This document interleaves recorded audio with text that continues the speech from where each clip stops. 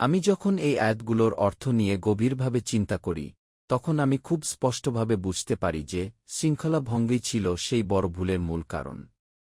এখানে ফাশাল শব্দটি ব্যবহার করা হয়েছে, যার অর্থ দুর্বলতা। কিন্তু এই দুর্বলতা কোনো একজন ব্যক্তির ছিল না, এটি ছিল একটি গোষ্ঠীগত দুর্বলতা। আমি উপলব্ধি করি, একটি দল তখনই শক্তিশালী হয় যখন সেই দল শৃঙ্খলাবদ্ধ থাকে, ঐক্যবদ্ধ থাকে, একটি মজবুত প্রাচীরের মতো একসঙ্গে দাঁড়িয়ে থাকে।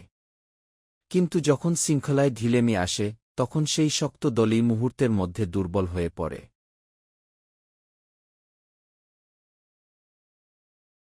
আমি দেখি, সেই সময় তোমরা আদেশ নিয়ে মতবিরোধে জড়িয়ে পড়েছিলে। তোমাদের কমান্ডার স্পষ্টভাবে নির্দেশ দিয়েছিলেন, এই স্থান ছেড়ে যাবে না, অথচ তোমরা সেই নির্দেশ অমান্য করে স্থান ত্যাগ করেছিলে। অথচ তোমরাই বলেছিলে, রাসূলুল্লাহ সাল্লাল্লাহু আলাইহি ওয়াসাল্লাম বলেছেন, যদি আমাদের সবাই শহীদ হয়ে যাই এবং পাখিরা যদি আমাদের দেহ ভক্ষণ করতেও থাকে, তবুও এই স্থান ছেড়ে যাবে না।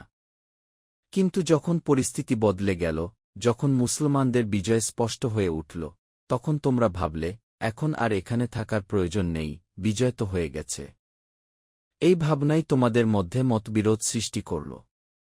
বাস্তবতা হল, কমান্ডার যখন অনুমতি দেননি, তখন কোনো অবস্থাতেই সেই স্থান ত্যাগ করা উচিত ছিল না, কারণ আনুগত্যই ছিল মূল দায়িত্ব।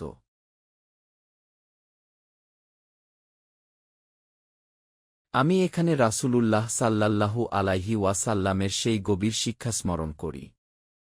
তিনি বলেছেন, যে ব্যক্তি আমার আনুগত্য করল, সে আল্লাহর আনুগত্য করল। আর যে ব্যক্তি আমার অবাধ্য হল, সে আল্লাহর অবাধ্য হল। আর যাকে আমি আমির বা নেতৃত্বের দায়িত্ব দিয়েছি, তার আনুগত্য করা মানে আমার আনুগত্য করা, আর তার অবাধ্যতা করা মানে আমার অবাধ্যতা করা। সুতরাং এখানে কমান্ডারের অবাধ্যতা মূলত রাসূলুল্লাহ সাল্লাল্লাহু আলাইহি ওয়াসাল্লামের অবাধ্যতার শামিল হয়ে যায়।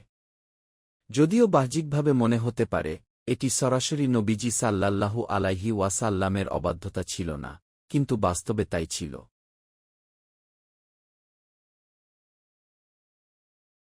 আমি আরও লক্ষ্য করি, আল্লাহ তখন তোমাদের সেই জিনিস দেখিয়েছিলেন, যা তোমরা ভালোবাসতে, যা তোমাদের কাছে প্রিয় ছিল।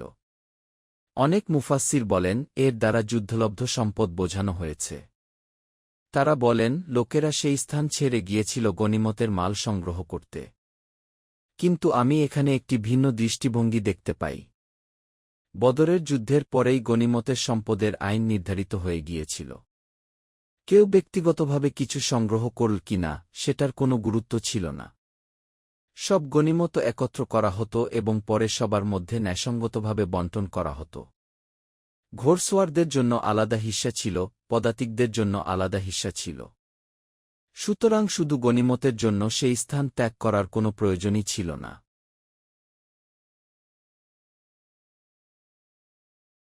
আমি বুঝতে পারি, আসলে তারা যে জিনিসটি ভালোবেসেছিল তা ছিল বিজয়। বিজয়ের দৃশ্য দেখে তাদের সংকল্প শিথিল হয়ে পড়ে। এই শিথিলতাই ধীরে ধীরে শৃঙ্খলার ভাঙনে রূপ নেয়।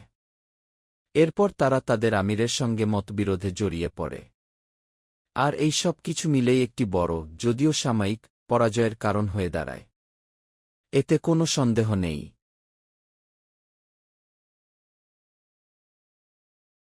আমি খুব গুরুত্ব দিয়ে একটি বিষয় উপলব্ধি করি, এই সব কিছু তোমাদের নিজেদেরই কাজের ফল ছিল।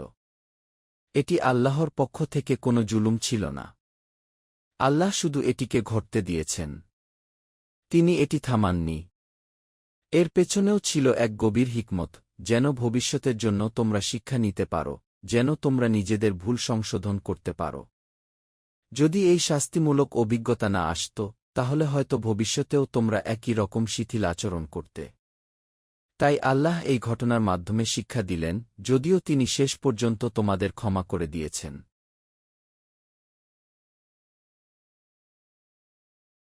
আমি সেই আয়াতের দিকে তাকাই, যেখানে বলা হয়েছে, তোমাদের মধ্যে কেউ কেউ দুনিয়া চায়, আর কেউ কেউ আখিরাত চায়। এখানেই আসল পরীক্ষা। যখন কুরাইশরা পালাচ্ছিল, তখন মুসলমানরা তাদের ধাওয়া করছিল। কিন্তু হঠাৎ পেছন দিক থেকে কুরাইশদের অশ্বারোহী বাহিনী আক্রমণ করল। তখন মুসলমানদের অবস্থা উল্টে গেল। যারা ধাওয়া করছিল, তারাই এবার পেছনের দিকে ফিরতে বাধ্য হল। এই পরিস্থিতি ছিল একটি কঠিন পরীক্ষা। আমি সেই ভীতিকর মুহূর্তগুলোর কথা কল্পনা করি, যখন তোমরা পাহাড়ের দিকে ছুটে যাচ্ছিলে, কারো দিকে তাকানোর সুযোগ ছিল না। পেছন থেকে রাসূলুল্লাহ সাল্লাল্লাহু আলাইহি ওয়াসাল্লাম ডাকছিলেন, হে আল্লাহর বান্দারা, আমার দিকে এসো। কিন্তু আতঙ্কের মুহূর্তে মানুষ কেবল নিজের নিরাপত্তার কথাই ভাবে। পরাজয়ের দুঃখ, নবীজি সাল্লাল্লাহু আলাইহি ওয়াসাল্লামের আহত হওয়ার কষ্ট, তার শহীদ হয়ে যাওয়ার গুজব, একের পর এক দুঃখ তোমাদের ঘিরে ধরেছিল। এই দুঃখের ওপর দুঃখই ছিল তোমাদের জন্য একটি কঠিন প্রশিক্ষণ, যেন ভবিষ্যতে তোমরা বিজয়েও অহংকারী না হও এবং ক্ষতিতেও ভেঙে না পড়ো। আল্লাহ সবকিছু দেখছেন, সবকিছু জানেন।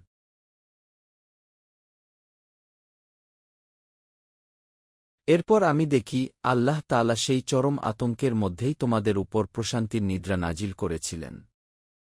এটি ছিল এক অসাধারণ নিয়ামত। কারণ শান্ত হৃদয় ছাড়া ঘুম আসে না। এটি ছিল আল্লাহর পক্ষ থেকে নিরাপত্তা ও সান্ত্বনার নিদর্শন। তবে আরেকটি দল ছিল, যারা নিজেদের নিয়েই ব্যস্ত ছিল, যাদের অন্তরে জাহিলিয়াতের চিন্তা ঘুরপাক খাচ্ছিল। তারা ভাবছিল, যদি মুহাম্মদ সাল্লাল্লাহু আলাইহি ওয়াসাল্লাম সত্যিই আল্লাহর রাসূল হন, তাহলে এমন ঘটনা কিভাবে ঘটল? এই চিন্তাগুলো শয়তানের কুমন্ত্রণা ছিল, যা মানুষের অজান্তেই অন্তরে ঢুকে পড়ে। আমি আরও দেখি, মুনাফিকরা এই ঘটনাকে নিজেদের স্বার্থে ব্যবহার করতে চেয়েছিল। তারা বলেছিল, আমাদের কি কোনো ক্ষমতা নেই, আমাদের মতামতের কি কোনো মূল্য নেই। তারা ভাবছিল, যদি তাদের পরামর্শ মানা হতো, তাহলে এই বিপর্যয় ঘটত না। আল্লাহ তখন স্পষ্টভাবে জানিয়ে দিলেন, সমস্ত ক্ষমতা একমাত্র আল্লাহর। রাসূলুল্লাহ সাল্লাল্লাহু আলাইহি ওয়াসাল্লাম আল্লাহর প্রতিনিধি হিসেবে সিদ্ধান্ত নেন। সত্যিকারের ঈমান থাকলে সেই সিদ্ধান্ত মেনে নেওয়াই হল ঈমানের দাবি।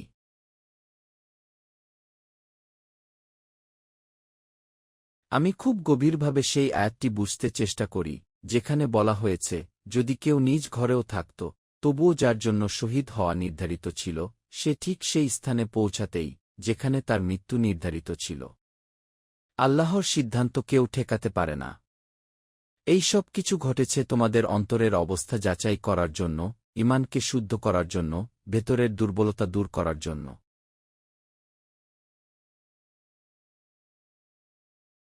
আমি লক্ষ্য করি, যারা সেদিন যুদ্ধক্ষেত্র ত্যাগ করেছিল, শয়তান তাদের সেই ভুলের সুযোগ নিয়েছিল। কিন্তু তবুও আল্লাহ তাআলা ঘোষণা করেছেন, তিনি তাদের সবাইকে ক্ষমা করে দিয়েছেন। এই অধ্যায় এখানেই শেষ। উহুদের যুদ্ধের এই ঘটনা উল্লেখ করা হয়েছে শুধু শিক্ষা গ্রহণের জন্য, শুদ্ধ হওয়ার জন্য, শাস্তি দেওয়ার জন্য নয়।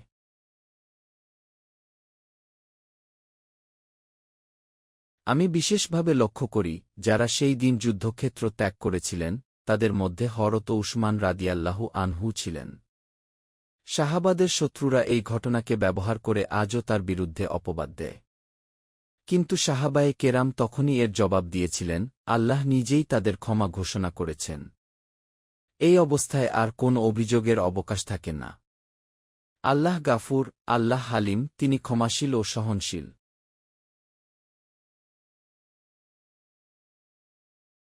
সবশেষে আমি এই উপলব্ধিতে পৌঁছি যে, এই পুরো ঘটনা প্রবাহ আমাদের শেখায় শৃঙ্খলা, আনুগত্য, আত্মশুদ্ধি ও আল্লাহর উপর পরিপূর্ণ আস্থা।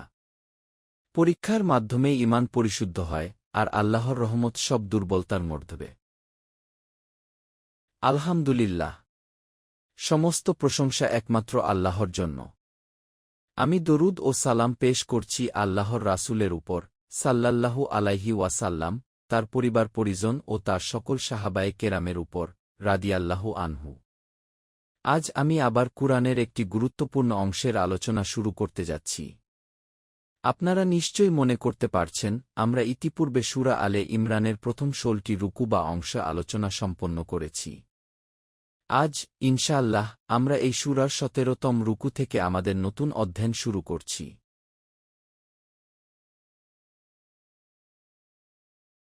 তবে সামনে অগ্রসর হওয়ার আগে আমি আপনাদের একটি গুরুত্বপূর্ণ বিষয় স্মরণ করিয়ে দিতে চাই।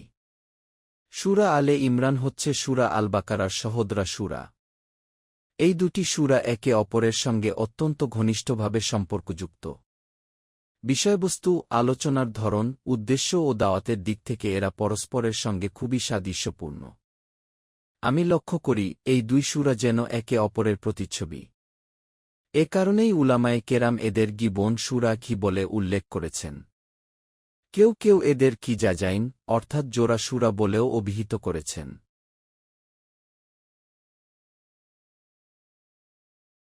আমি আরও লক্ষ্য করি সূরা আলে ইমরানকেও সূরা আল বাকারার মতো প্রায় সমান দুই ভাগে ভাগ করা যায়। এই সূরায় মোট আয়াতের সংখ্যা ২০টি। এর প্রথম অংশে রয়েছে ১০১টি আয়াত, যা ১০টি রুকুতে বিভক্ত।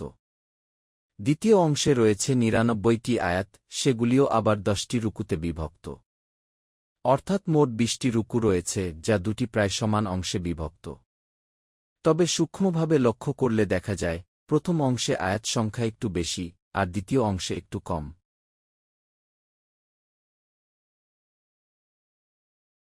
ঠিক সূরা আল বাকারার মতোই সূরা আলে ইমরানের প্রথম অংশটিও আবার ৩টি প্রায় সমান ভাগে বিভক্ত। এই প্রথম অংশের ১/৩ আল্লাহ তাআলা একটি সাধারণ ও সার্বজনীন আহ্বান পেশ করেছেন। এই আহ্বান কেবল মুসলমানদের জন্য সীমাবদ্ধ নয়, বরং এটি একই সঙ্গে মুসলমানদের, আরবের মুশরিকদের, যারা মূর্তি পূজা করত, এবং আহলে কিতাবদের প্রতিও নির্দেশিত। আমি একে কুরআনের মৌলিক দাওয়াত বলে দেখি। এটি কুরআনের সেই প্রাথমিক আহ্বান যেখানে তাওহীদ, রিসালাত, আখিরাত এবং মানবজাতির জন্য আল্লাহর পথনির্দেশ অত্যন্ত গভীর প্রজ্ঞার সঙ্গে তুলে ধরা হয়েছে। এই অংশে কুরআনের অসংখ্য জ্ঞানগর্ভ হিকমত রয়েছে, যেগুলো আমরা আগের আলোচনায় ইতিপূর্বেই অধ্যয়ন করেছি। তাই আজ আমি এই বিষয়গুলোর পুনরাবৃত্তিতে বেশি সময় ব্যয় করছি না।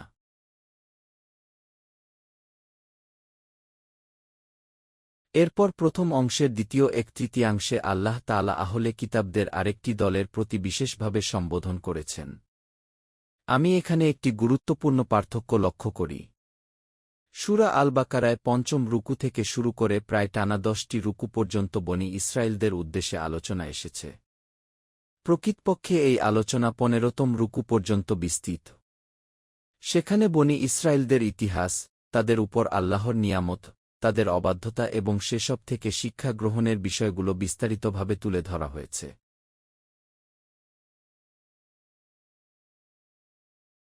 কিন্তু সূরা আলে ইমরানে আমি দেখি আহলে কিতাবদের অন্য একটি দল, অর্থাৎ খ্রিস্টান সম্প্রদায় বা নাসারাদের উদ্দেশ্যে বিশেষ আলোচনা এসেছে। এখানে মূল আলোচ্য বিষয় হল হযরত ঈসা আলাইহিসসালাম এর ব্যক্তিত্ব ও তার প্রকৃত পরিচয়। আমি গভীরভাবে উপলব্ধি করি এই আলোচনার কেন্দ্রবিন্দু হচ্ছে এই প্রশ্নটি, হযরত ঈসা আলাইহিসসালাম আসলে কে ছিলেন?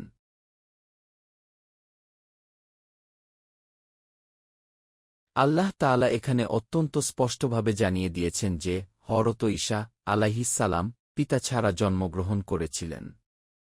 তিনি ঈসা ইবনে মারিয়াম অর্থাৎ মারিয়াম আলাইহিসসালাম এর পুত্র। তার কোনো মানব পিতা ছিল না। আল্লাহ সুবহানাহু ওয়া তাআলা তাকে সৃষ্টি করেছেন তার একমাত্র আদেশের মাধ্যমে, আর সেই আদেশ হল কুন, হয়ে যাও। এই কারণেই কুরআনে বলা হয়েছে কালিমাতুম মিনহু, অর্থাৎ তিনি আল্লাহর পক্ষ থেকে একটি কালিমা, একটি শব্দ। আল্লাহ যখন কোনো কিছুকে সৃষ্টি করতে চান তখন তিনি শুধু বলেন কুন ফায়াকুন, হয়ে যাও, আর সঙ্গে সঙ্গেই তা হয়ে যায়।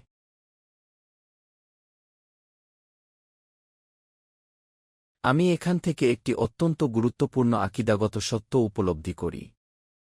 এই বাস্তবতা জানা সত্ত্বেও যদি কেউ বলে যে হযরত ঈসা আলাইহিসসালাম আল্লাহর পুত্র, তাহলে সেটি নিঃসন্দেহে শিরক, আর শিরক হল আল্লাহর দৃষ্টিতে সবচেয়ে বড় অপরাধ। তাই কুরআন এই বিষয়টি এত স্পষ্টভাবে ব্যাখ্যা করেছে যেন মানুষের মনে কোনো বিভ্রান্তি না থাকে, যেন তাওহীদের ব্যাপারে কোনো অস্পষ্টতা না রয়ে যায়।